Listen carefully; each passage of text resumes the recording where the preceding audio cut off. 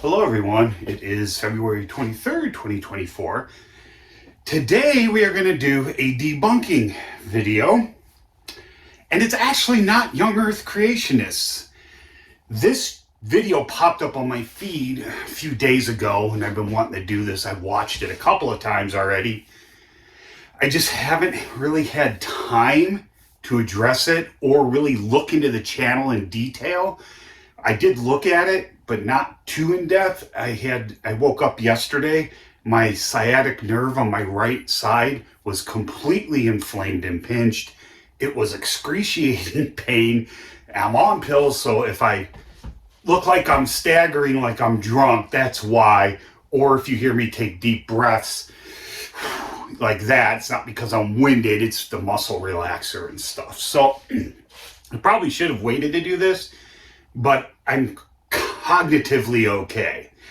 What I can tell from this channel, and you can go to it if you want, that's fine. I will link the video below because I'm probably going to skip a lot of it, like the 40-second introduction.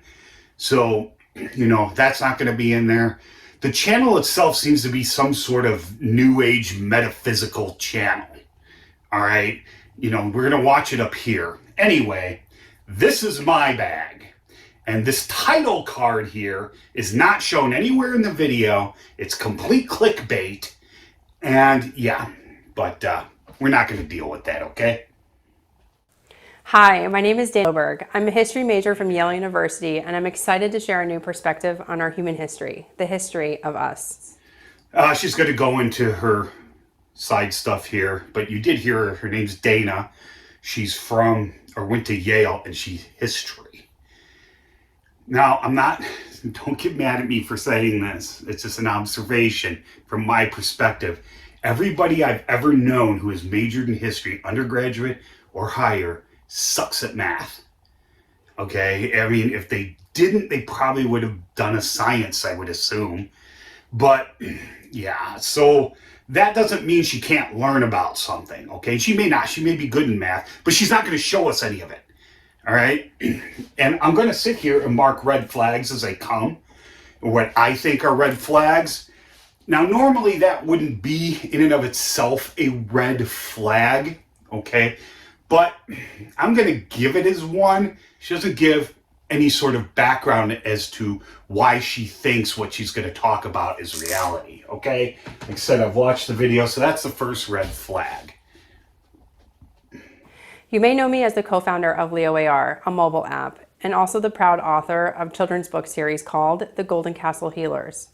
As an entrepreneur in technology, I have a keen interest in exploring the various possibilities of our past. I hope that you will find this version of our history intriguing and approach it with an open mind, as it may challenge some of the traditional narratives that we are accustomed to hearing. Let's stop it there. Science isn't just like philosophy.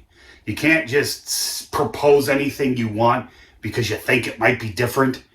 Remember, geology is a hard science. Plate tectonics and tectonics in general falls under geology, okay?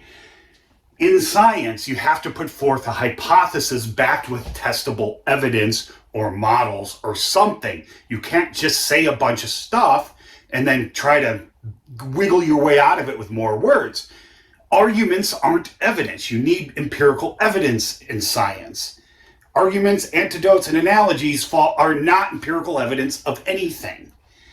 Analogies are teaching tools. That's why you see them in textbooks. I'm sure she has no idea what this is, but not in papers. Arguments are starting points, okay? And it's okay to talk about it as you're developing stuff and go back and forth, but they can't be used as evidence. Science does not function like a courtroom. Get that out of your head. Notice she sat there and said, keep an open mind. Usually, if you have to be told that, you're probably watching bullshit. All right? I'm not going to give it a red flag because there are certain situations where that's okay. And this would have been fine for her to say that if she was showing you the science behind what she thinks is happening with the plates on the earth. But she's going to confuse plates. She's going to call them different things. The AI you see in here is so bad, it doesn't match what she's talking about at all, okay? So let's move on. Today, we'll discuss the formation of continents and the movement of mountains, focused on the often debated plate tectonics theory. For years, the scientific world has accepted that Earth originally comprised a... But she's talking about often disputed plate tectonics theory. Number one, plate tectonics is not disputed as a theory, okay? Theories in science are as good as it gets. They're a body of knowledge doing with one subject. You may be able to falsify hypotheses within a theory, but theories are so solid, we all work within them. It's very hard nowadays to falsify a theory. You usually have to start with what the foundations, but you still have to follow the scientific method. You can't just say stuff, okay? No geologist sits there and thinks plate tectonics is debated. We're also going to give her a red flag for talking about a scientific theory as if it means theory as lay people would use it. That, to me, right there, how she's talking, she never sits there and defines how she's using a theory, but how she talks about it alludes to the fact she's using it in a non-scientific manner. And those of you that know a scientific theory is not the same thing as a casual guess. So, and that worries me right there, and I would give it more than one red flag, except I'm not 100% confident that's how she's using it, because she never says. But just from how she talks, I don't think she's aware that there's a difference. So why are you trying to falsify a scientific concept when you don't even understand the basics of the scientific method? A single large continent, which later split to form the continents we know today. They think that over time, 12 different plates situated just above the magma layer drifted apart. There's several red flags in here. She's talking about Pangaea, all right, supercontinent, and they drifted apart. Those, I'm not going to give a red flag for this, but continental drift is a rejected concept. If you read Wegener's work, it just kind of talks about the continent sliding across the ocean floor. They don't do that. And it didn't really give a mechanism. It came this close. Continental drift is a failed hypothesis, all right? It's been replaced. Yes, Wegener was the pioneer, who's, others before him noticed the coastlines of the Atlantic fit together. He wasn't the first. He's the first to actually write about it and try to figure it out. But he was the pioneer that led to plate tectonics. But plate tectonics is a totally different concept. If you say continental drift, I am going to give her a ding for Pangaea, because Pangaea was not the only supercontinent. Now, there's never, all the land masses, continental land masses, have never been all together. There's always been some separated. Pangaea was the closest we've come. But we know of at least two before that, and there's many more hypothesized, and it also depends on how you define supercontinent. But there have been two others. Pangaea was circa, 300 million years ago. That was Pangaea, okay? Now, before that, you had Rodinia, which is Precambrian, circa 1,000 million years ago, or a billion years ago. This is just a very rough. Rodinia never really formed like Pangaea. There were a lot of hits and misses. Stuff would hit and then break off or pass by. It was a little different than Pangaea, okay? And there's nothing wrong with that. We're finally getting Rodinia figured out. And then approximately 1,400 million years ago, we have Nuna/Columbia. I don't know why there's dual names. I've tried to look that up before, but Nuna's the one I use. Now, there's a whole bunch of others before that people have hypothesized, okay? But those are the three we know about. Nuna has not been accurately reconstructed in entirety either. As you go back further in time, it's harder and harder to get that stuff. They describe these plates as sitting atop the magma layer. And the part about there being 12 plates is essentially true. That's not always the case. But she said magma layer. All right? That's a red flag. Now, watching the video, I am unsure exactly, and this is one of the big problems with this whole video. What's my other markers? Is the fact that things are tossed out there but not explained. That's a problem. Just because she might have a concept in her head doesn't mean we understand it. When you're starting from scratch, even if you're selling bullshit, what you have to do is explain things. She said magma layer under the crust. Well, you know, the crust, this is just a generic profile. You know, we'll just say that's a crust. This is the surface. All right. Let's just draw the Earth like this. Outer core, inner core, liquid, solid. The crust and the upper mantle. This is the crust, which is a solid. And the upper mantle here is, these together are called the lithosphere. Okay. And these function as one unit mechanically, even though chemically, mineralogically, they're two separate units. If the crust gets abducted, so is the rest of the lithosphere. And this is a solid. But you know what else is a solid? The mantle. All right. Later, you're going to see in a sad thing is it's the best AI graphic they have. She's going to show something that looks like there's a magma layer here. But she never says that's what she's talking about. All right. Either way, it's freaking wrong. There's no magma layer here. And those of you that know, magma is a liquid. All right. It's a chemical concoction. It's not solid rock. But she could easily just be thinking that the whole mantle is a liquid. I can't tell. Either way, it's wrong. So the mantle, remember guys, is a solid. It's a very plastic solid, and there's other things she likely doesn't understand, like strain versus stress, elasticity, plasticity, and brittle failure. Every solid experiences that. It just depends on how long it can stay in whatever stage, all right? Every solid does that. A structure resembling an upside-down pyramid, a concept from plate tectonics theory. Upside down pyramid, I have no idea what she's talking about. What I just showed you was just a cross section to this, from the surface to the center of the Earth. It wasn't whatever she's talking about. She doesn't define things. Red flag, and a second red flag for not defining her concept of magma, for talking about some triangle thing without explaining it, and a third one for doing it more than once. All right? That's just, so we're up to 8 right now. And we're only a minute 40 into the video, but I'm going to stop it here for some ads and we'll come back.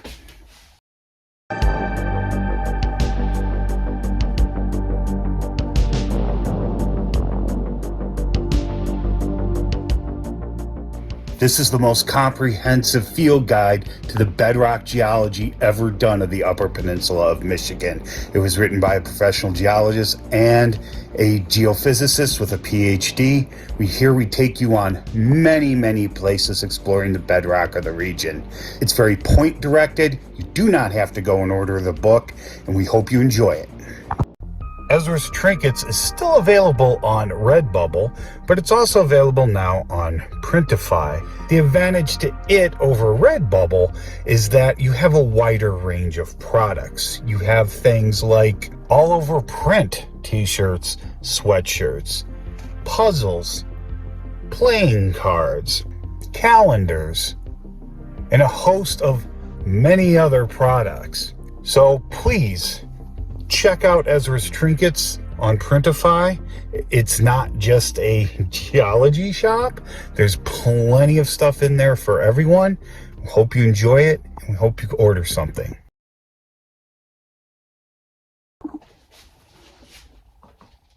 However, this theory also raises some important issues. One of the criticisms of this theory is that the calculations of the plate movements don't completely match the Earth's rotation period. If we do the momentum calculations as they're described today, we can see that the system just doesn't have the capacity to support such a huge momentum. All right, this graphic, whatever, but we're going to do this here. The rotation of the Earth has two things to do with plate tectonics. Jack and, okay? The rotation of the Earth is not a driving force in plate tectonics, all right? I don't know where this comes from. The Earth rotates about its axis. That's true, and kind of whatever this is she's showing, I'm not sure. But each plate has what we call Euler pole, okay?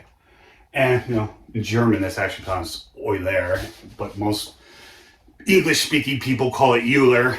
So what is an Euler pole? Well, it is an axis of rotation. You have the Earth, and it's divided into its whatever plates. We're just gonna draw some here. Doesn't mean much of anything. Here's the Earth's rotation. It's counterclockwise. That's north. All right. So you just have the Earth rotating, and it doesn't affect this at all. Because say this is the mid-Atlantic ridge right here. This one's going this way. But they rotate because they're rigid structures. They rotate upon their own pole. Like they'll have each plate, even though it's not a complete sphere, rotates about a pole. Okay, and that's your Euler pole. Some will use the same Euler pole, at least two, okay, because they're spreading apart relative to each other. And each other plate will move relative to another plate. And that's what you have to remember. These things move relative to other things. Okay, there's no standard reference point for this. To clarify the topic, the Earth completes a rotational roughly every 24 hours. It's said that the electromagnetic slip times of the plates vary, ranging from 1 centimeter to 0.06 centimeters. Yep, sorry, I forgot to give her a red flag for this. She's talking about momentum, but it's wrong. What she's doing here is alluding that plates move relative to the Earth's axis, and we know that's false. We can measure plate movements.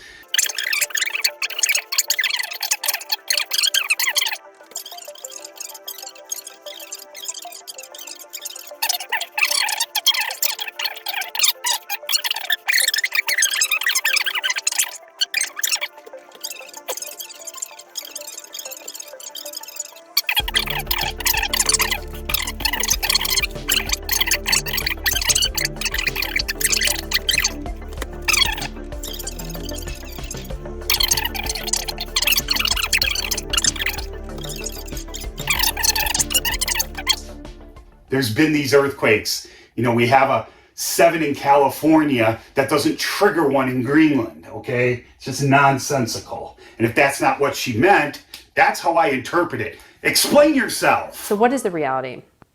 It's a known fact that the Earth originated from one continent and later split into many. However, contrary to what the plate theory suggests, there aren't 12 separate planes. There's just one plate around the Earth, which has 18 layers on it. The pressure differences between these layers create mountains and holes. Also, the movement of continents and the formation of fault lines result from shifting these layers. Interestingly, these shifts also lead to decreases in momentum on certain surfaces. To put it more simply, think of all the continents as layers of cake. I don't even know what that was. 12 plates as opposed to 18 layers. Now, when I hear someone say plate tectonics, that's the lithosphere. So here's our surface again. Okay, we'll just have a subducting plate here. Assume it's just 2 ocean plates. We'll put a little continent on the edge here. Because there is, continents don't get subducted. Ocean plates do. This is generic cross-section. So we'll just say this is all our lithosphere. This is our cross-sectional view. This is about 5 kilometers thick if you need some scale. Okay, and we have our oceans on top, but that's not the point of this. These are the plates in cross-sectional view. What it sounds like she's talking about in cross-sectional view is something like this, like a cake, okay? And apparently there's 18 of them, yet I've been shown no evidence for these 18, okay? And you know how we know the internal structure of the Earth, and how we know the mantle is not magma, but is actually solid? Seismic waves. Every time an earthquake happens, especially big ones, they send out waves. Usually the primary and secondary ones, P and S waves, are the ones we use for this, okay? Primary waves are compression waves, like sound waves are. They move through anything. Solid, liquid, gas, it doesn't matter. Shear waves only move through solids, but the S waves go right through the mantle. That's how we know it's a solid, okay? They don't go through the outer core. When you have an earthquake, you know, your waves go out wherever. I know people like to talk about epicenter, but the focus is where the actual earthquake occurs. And we model these as rays, and you get to the outer core, you know, which is a liquid, and these things just do, or they just stop. So how do we know if these waves can't go through the Earth as a whole, how do we know that we have a solid inner core? That's because of the P waves. And we rely on these arrival times in order to calculate that. And this is established science, so I'm not showing you the equations. I would love to show you guys stuff in here, but it's copyrighted and I don't need these for that. Just real quick, let's take a break. The best graphic they have is coming up, but it's still nonsense. Hello, this is my astronomical statistics book for 2023. It is a redo of the 1997 to 1999 one, which is also available. Here on the cover, I have all the stars out to 15 light years or star-like objects. Inside, I only took this to 4 parsecs this time, or about 13 light years, instead of 25, for reasons like this is in color. This has a lot more graphics, a lot more information. It even has information on binary and trinary orbits and places to scale. I also decided to include some other stars I thought were interesting in systems, and I also included things like Betelgeuse. Here you can see that here, this is a very interesting system. It's a brown dwarf that orbits a white dwarf in comparison to our sun and Jupiter. So this book is a lot more detailed than my original 1997 to 1999 book, and they are both available on Amazon. They are not sold together. You have to buy them separately. You can get hardcover or paperback in both. All right. However, this observation indicates the plates are layered as we've described. We wanted to give an example from near the surface to explain what's happening underground. But what about mountain movements? We already know continents move. The movements of mountains result from vertical and horizontal movements within the plates. But these movements also happen independently from the plates. This is because these vertical and horizontal movements are sensitive to their own pressure variations. For a better understanding, imagine a plate that has a mountain on it. This mountain will exert pressure wherever it's located on the plate. As a result, areas less affected by the mountain's pressure will... All right, let's stop it there. I'm only going to give her 1 red flag for that. I could give her like 5 more. Let's try to get this for you out of the reflective area. So I'll do it above here. Okay, so my drawing again, you know, you have continent right here, cross section. All right. And then you have your ocean plate, which is subducting down under the continent. All right. And you're going to get mountains that form. You get the driving, you get the compression from this way. It comes from both ways. It's relative as well. And that will also melt here because of water being introduced in friction. And that's how you get volcanoes like Mount St. Helens. All right. But you think about it, the continental lithosphere is on the order of 70 kilometers thick. How tall is the tallest mountain? It's not 70 kilometers high. All right. So your mountains, even though the earth pushes up, they push down. This is far more than that mountain in mass. So essentially any sort of pushing down that mountain's going to do as it gets lifted up is insignificant. This is why mountains can only theoretically get so high. Mount Everest is about as high as a mountain can physically get because everything going on here is going to win over anything above here. And then you have erosion occurring at the surface, mechanical and chemical, okay? So that mountain is being built up at the same time as being torn apart. The only difference is if that uplift, net uplift, is happening faster than the erosion, then you get a mountain. If it doesn't happen, you don't get a mountain. And there are places where there's crustal uplift and there's no mountains. The Colorado Plateau. Well, let's move on. Naturally have lower pressure levels. As the mountain moves, it not only reduces the effect of this high pressure, but also reduces the possibility of the horizontal fault mechanism breaking. If a break does occur, it lowers the momentum. My statement is actually the subject of a long lesson with a complex calculations and formulas. But here we're trying to explain it in a way everyone can understand. Sorry, you don't get an easy out by making that claim. Why? And I've made statements here too, but mine are backed by evidence. All right, and I know this is a video, so I'm not going to give you, and you guys have all my other videos. I'll link some of the relevant ones below I think will help you. And, you know, you can source it. Look for the papers, okay? I'm talking on a good foundation of science. She's coming up with a new concept that no one talks about. So you need to show what you're doing. If you can't show it, you don't know it. All you're saying is you have all this stuff, but oh, it's too complex. We want it for laymen, and you don't even understand the basics of how plate tectonics fucking works. So I get a little emotional there. Sorry, guys. I'll try to stop swearing, I swear. Yeah, right. All right, let's go. The pressure beneath the ground causes mountains of different sizes on the surface to move.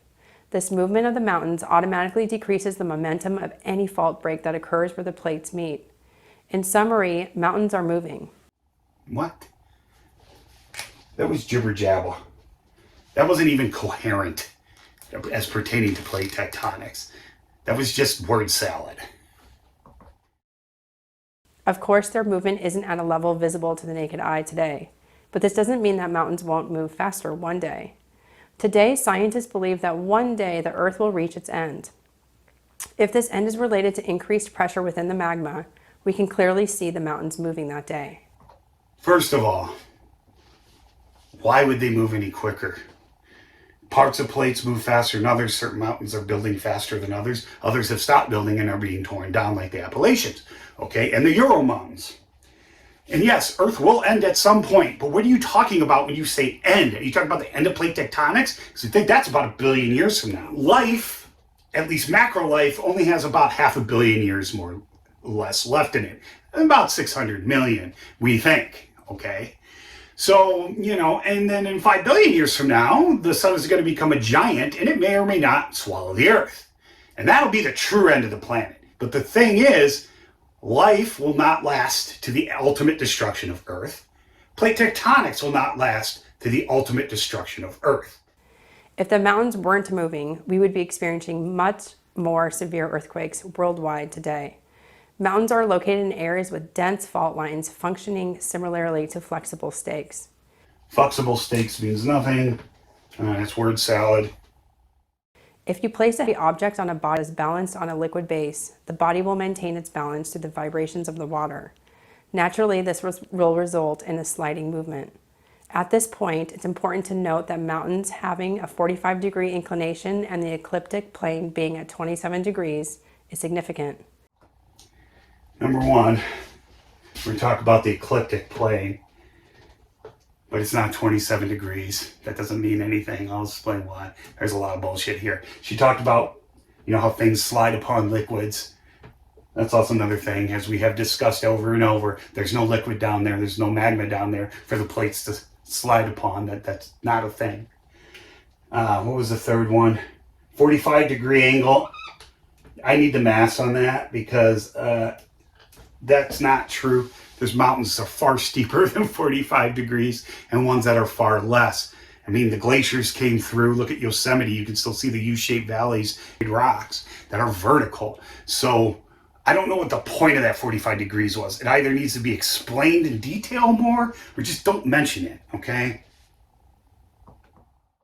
This angle of the ecliptic plane is such a perfect... All right, we're just going to stop it there. The ecliptic plane, for those of you that don't know, is you have the sun All right, and we'll just put our little Earth here. Okay. And this is looking down at, down on our solar system. This is a plan view. So the Earth moves around the sun. Sorry, excuse my bad drawing. This elliptic path the Earth takes around the sun is the ecliptic plane, okay? The ecliptic plane is an imaginary reference point that we use for everything else. So when we say a celestial object in our solar system, when its axis is inclined to something, we're telling you it's inclined to the ecliptic plane. So here's our cross section. Here's our ecliptic plane. It goes out infinitely in either direction, even though the Earth does not in its orbit. Here's our sun. So, he's going around, he comes back, but the plane is infinite, okay? So the sun, according to this, we live on Earth, so it's our frame of reference. And anyone who does amateur astronomy by looking up at the sky knows what I'm talking about. But the sun is tilted at about 7 degrees to the ecliptic, okay? The Earth is 23 and some change. I think it's 5, somewhere around there. It is not 27. I don't know where she pulls that from. And this, you know what the inclination on the ecliptic is, since it's our reference point? The inclination of the ecliptic is 0 degrees. There's no 27 in here. It's an imaginary plane for our point of reference. This is bad. I'm annoyed. You didn't describe anything as being incorrect. What did I say? You can't argue your way into evidence and blame a hypothesis. You gave a brand new concept or idea, which is fine, but you gave nothing, no testable hypothesis that I can falsify. You just talked, and most of it was word salad. Right? You don't know the basics of plate tectonics, so how could you even model anything against it? You don't even know what the ecliptic plane is. This is just, She hasn't proven anything. She hasn't falsified or debunked anything. This is not how science works. Can I go home now? I am home.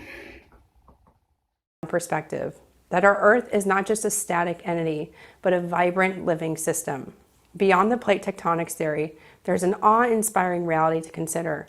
Our planet in its entirety is constantly in motion, vibrating at frequencies often imperceptible to us. The Earth's crust, a dynamic layer, is in a perpetual state of flux, driven by forces deep within. This movement isn't just about the shifting of tectonic plates. It's about the Earth itself being alive, breathing, and pulsating. Even as we sit in our homes, the ground beneath us is subtly trembling, a testament to the dynamic nature of our planet. I mean, in certain circumstances, it's okay to refer to the Earth as a living system. I get why people do that. But the way she talks, it sounds like it's an actual living being, which it isn't. So I dinged her on that. We're just going to stop this here because I don't want to go too much more. But how many red flags do we have? Let's see. We have 5, 35, 41. So we have 41 red flags in a essentially 9-minute video. If you can believe whatever you want, all right? That's one thing you can do. But a belief is only a belief, okay? And if it's not backed by evidence, it's a false belief.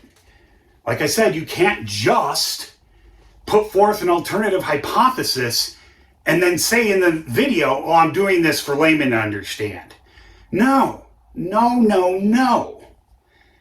You're not doing established science, and you're trying to disprove or falsify a well-working theory in science. That you can't do. And this is something I see people who aren't good at scientific thinking do all the time. Guys, I think I'm going to wrap it up here. If you have any questions or comments, please leave them below, and I hope you learned something.